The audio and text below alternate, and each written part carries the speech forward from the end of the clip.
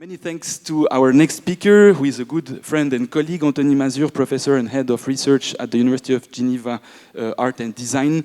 His focus on social, political and aesthetic implication of digital technologies, currently mainly on AI and machine learning. I look forward to hearing you. You have the floor. Yes, thank you, Yaniv. I'm Anthony Mazur, and as I said during the icebreaker, I'm the Dean of Research at Geneva University of Art and Design as an art school. We have a lot of artists, or future artists, and if we are not able to pay them in the future, we can basically close the school. So I really need you to find solutions and more sustainable ecosystems. But the good news is I have some ideas or as such proposals, maybe policies. We will see. First, do we pay for culture or do we pay for artists? It's not the same thing at all. As Mathieu just said, the music industry is very complicated because of the streaming, and artists earn only a little part of this economy. The physical media are almost nothing, and then we, as Yaniv said, we are facing a new challenge with AI-generated music, and it will maybe be worst for artists.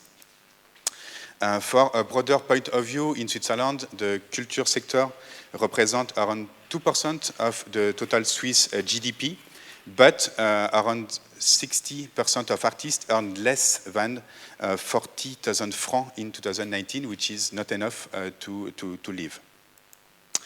Another element of context is the rise of the Web3. As Mathieu said, it's for the first time in the digital ecosystem a way to produce digital scarcity and to avoid the copy and paste problem.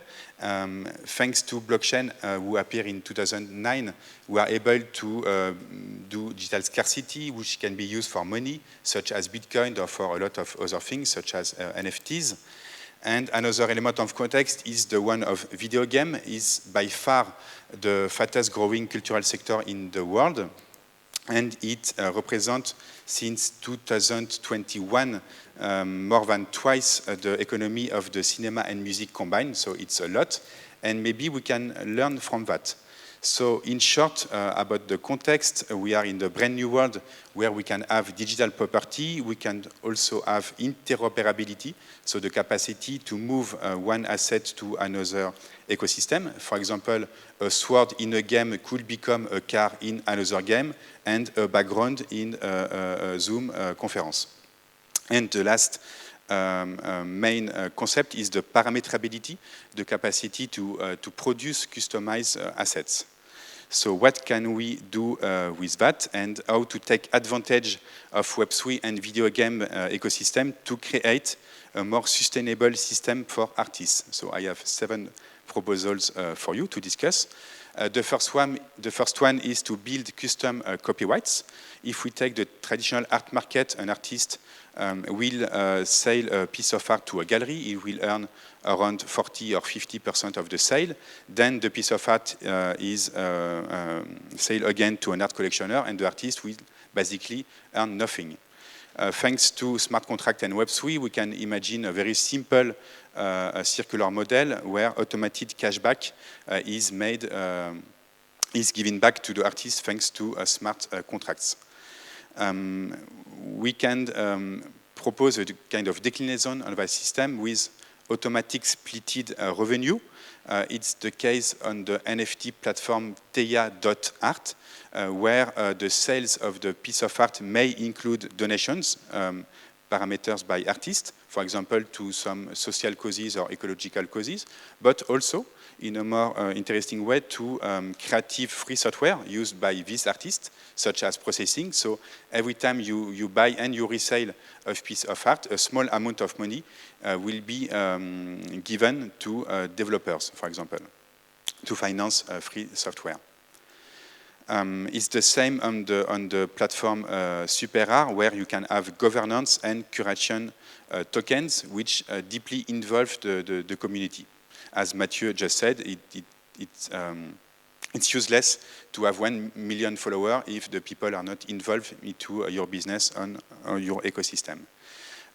could be also a way to pay for these people, the click workers, who are not well paid or not paid at all to train AI ecosystem. If we think about a decentralized AI ecosystem, which should be able to automate kind of money for that kind of people at each use of AI ecosystem in a more ethical way.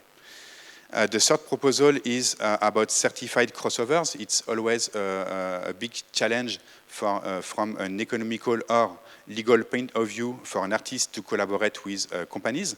And thanks to blockchain, maybe we could facilitate this. Here is the example of Boto. Boto is defined as a decentralized autonomous artist by his creator Mario Klingman. How does it work? Every day the community vote to train the AI system. Then every week the AI produce 3 pieces of art who are sold as NFTs on SuperArt.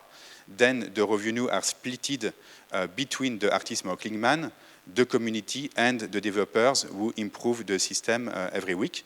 So with that kind of example, we can completely rethink the relationships between artists, museums, and companies, for example, for a more sustainable ecosystem.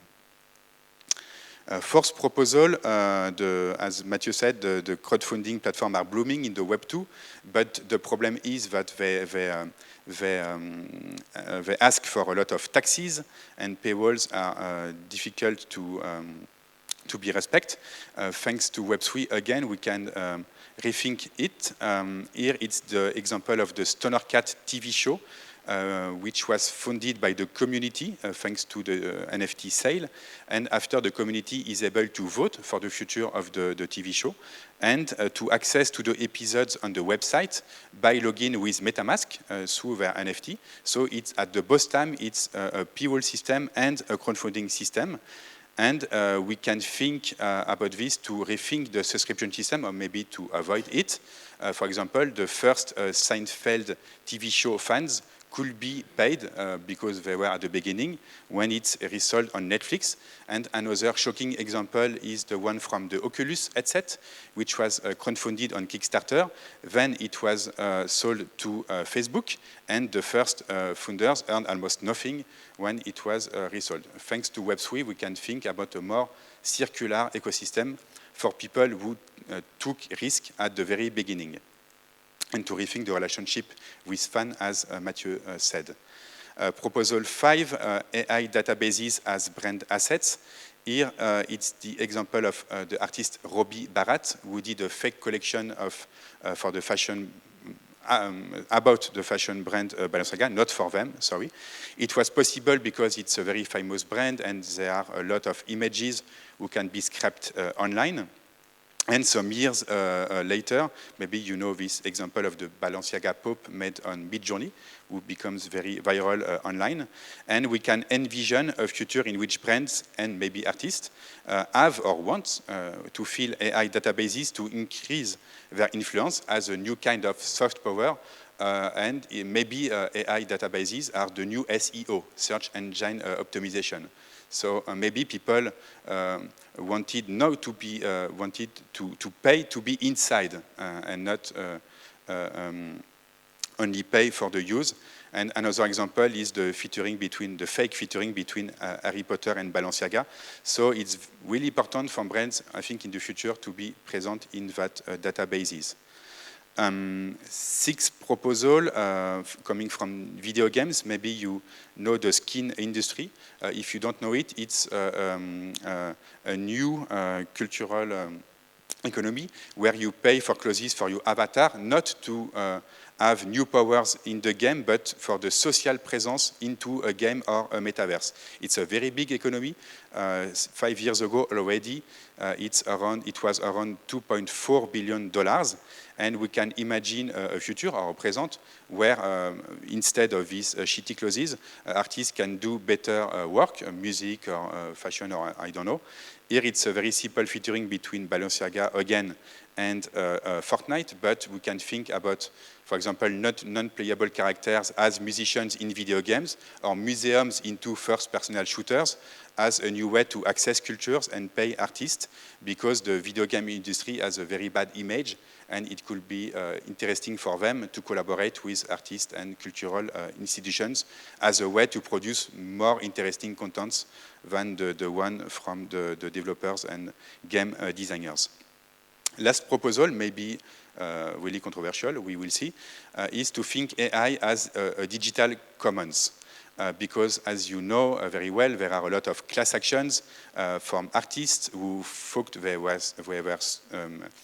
it's a steal of their work of art, but we can think the problem as the opposite, and because if we want to pay artists for that kind of use, it's like the streaming, they will earn only a small fraction of Swiss franc, and we can think AI very differently, maybe as self-managed digital commons, who will be managed by a kind of decentralized governance, such as DAOs, which is really different than an individual point of view, because at the end, if it's billion of image, maybe the individual level is not relevant at all.